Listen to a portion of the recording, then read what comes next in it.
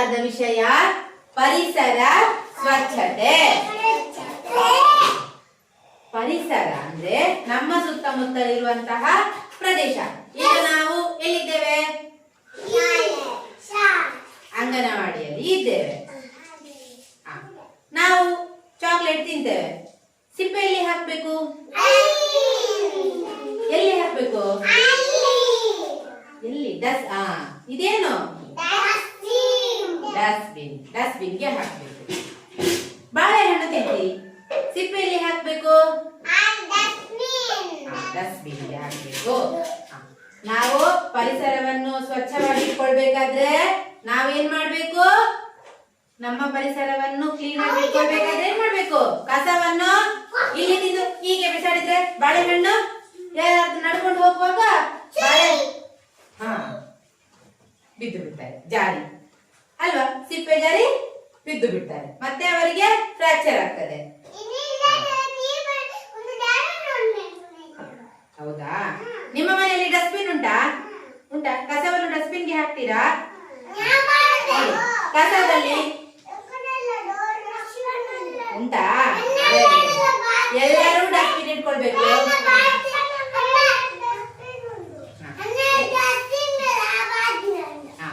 ಎರಡು ತರದ ಕಸ ಇರ್ತದೆ ಆಯ್ತಾ? ಒಂದು ಬೇಗ ಕೊಳೆತು ಹೋಗುವಂತಹ ಕಸ, ಇನ್ನೊಂದು ಅಷ್ಟು ಬೇಗ ಕೊಳೆಯುವುದಿಲ್ಲ. ಈ ಪ್ಲಾಸ್ಟಿಕ್ ಉಂಟಲ್ಲ, 1000 ವರ್ಷದವರೆಗೆ ಇದ್ದ ಹಾಗೆ ನಿಲ್ತದೆ, ಅದು ಹಾಳಾಗುದಿಲ್ಲ. ಆದ್ರೆ ತರಕಾರಿ ಸಿಪ್ಪೆ, ಬಾಳೆಹಣ್ಣಿನ ಸಿಪ್ಪೆ, ಎಲೆಗಳು ಇದೆಲ್ಲ ಏನಾಗ್ತದೆ? ಬೇಗ 1 ವಾರದಲ್ಲಿ 15 ದಿವಸದಲ್ಲಿ ಕೊಳೆತು ಮಣ್ಣಿನೊಳಗೆ ಸೇರಿಕೊಳ್ಳುತ್ತದೆ. ಹೀಗೆ ಕೊಳೆತು ಹೋಗುವ ವೇಸ್ಟ್ ಇರ್ತದಲ್ಲ, ಅದನ್ನ ಏನ್ ಮಾಡ್ಬೋದು? ನಾವು ಗೊಬ್ಬರ ರೆಡಿ ಮಾಡಿ ಗಿಡಗಳಿಗೆ ಹಾಕ್ಬೋದು. ನಮಗೆ ತುಂಬಾ ತರಕಾರಿ ಮತ್ತು ಹಣ್ಣುಗಳು ಸಿಗ್ತದೆ. ಪ್ಲಾಸ್ಟಿಕ್ ವೇಸ್ಟ್ ಅನ್ನ ಏನ್ ಮಾಡ್ಬೇಕು? ಡಸ್ಟ್ಬಿನ್ಗೆ ಹಾಕ್ಬೇಕು. ಮತ್ತು ಪಂಚಾಯಿತಿಯಲ್ಲಿ ಅವರದು ಕಸ ನಿರ್ವಹಣಾ ಘಟಕ ಉಂಟು, ಅವರಿಗೆ ಕೊಡ್ಬೇಕು. ಅವರು ಅದನ್ನು ಮತ್ತೆ ರೀಸೈಕಲ್ ಮಾಡಿ ಮತ್ತೆ ಉಪಯೋಗ ಮಾಡುವ ಹಾಗೆ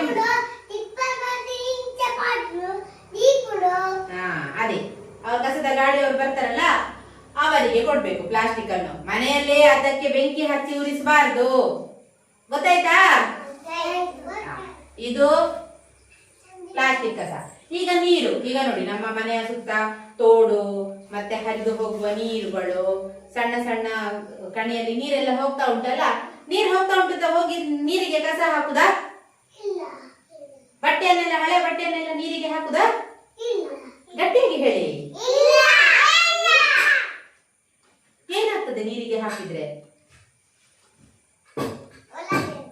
ಒಳಗೆ ಹೋಗ್ತದೆ, ಸೀದಾ ಒಳಗೆ ಹೋಗಿ ಮೀನಿನ ಗಂಟ್ಲಲ್ಲೆಲ್ಲ ಸಿಕ್ಕಾಕೊಳ್ತದೆ. ನದಿಯ ನೀರು ಕೂಡ ಎಲ್ಲ ಹಾಳಾಗಿ ಹೋಗ್ತದೆ, ಎಲ್ಲಾ ಪ್ರದೂಷಣೆ ಆಗ್ತದೆ. ಕಲೆಂಕ ನೀರಾಗ್ತದೆ. ಮತ್ತೆ ಅದೇ ನೀರನ್ನು ನಾವು ಕುಡಿತೇವೆ, ನಮಗೆ ಏನು ಬರ್ತದೆ? ಮತ್ತೆ ಜ್ವರ, ಕಾಯಿಲೆ, ಕೆಮ್ಮು, ಶೀತ, ಎಲ್ಲಾ ರೋಗಗಳು ಸುತ್ತಿ ಸುತ್ತಿ ನಮಗೇನೆ ಬರ್ತದೆ.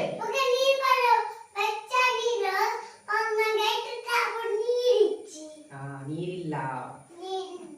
ನೀರಿಗೆ ಕಸ ಹಾಕ್ಬೇಕಾ ಹಾಕ್ಬಾರ್ದಾ? ಹಾಕ್ಬಾರ್ದು. Very good. ಆಮೇಲೆ ಏನ್ ಮಾಡ್ಬೇಕು? ನಾವು ದೊಡ್ಡ ದೊಡ್ಡ ಫ್ಯಾಕ್ಟ್ರಿಗಳು ಇರ್ತವೆ, ದೊಡ್ಡ ದೊಡ್ಡ ಫ್ಯಾಕ್ಟ್ರಿಗಳಿಂದ ಏನ್ ಹೋಗ್ತದೆ? ಹೊಗೆ. ಗಾಡಿ ಉಂಟಲ್ಲ, ಗಾಡಿಯ ಹಿಂದೆ ಹೋಗಿ ಹೋಗ್ತದೆ, ನೋಡಿದ್ದೀರಾ?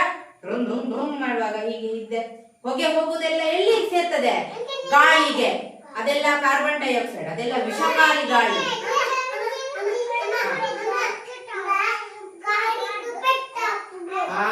ಈ ವಿಷಕಾರಿ ಗಾಳಿಯೆಲ್ಲ ಎಲ್ಲಿ ಹೋಗಿ ಸೇರ್ತದೆ? ನಾವು ಉಸಿರಾಡುವ ಒಳ್ಳೆಯ ಗಾಳಿಯ ಜೊತೆ ಸೇರಿಕೊಳ್ತದೆ. ಆ ಗಾಳಿಯನ್ನು ಸ್ವಚ್ಛ ಮಾಡ್ಬೇಕಾದ್ರೆ ನಮಗೆ ಯಾರು ಬೇಕು? ಗಿಡ ಮತ್ತು ಮರಗಳೆಲ್ಲ ನಮಗೆ ಬೇಕು. ಈ ಮರ ಏನ್ ಮಾಡ್ತದೆ ಗೊತ್ತುಂಟಾ?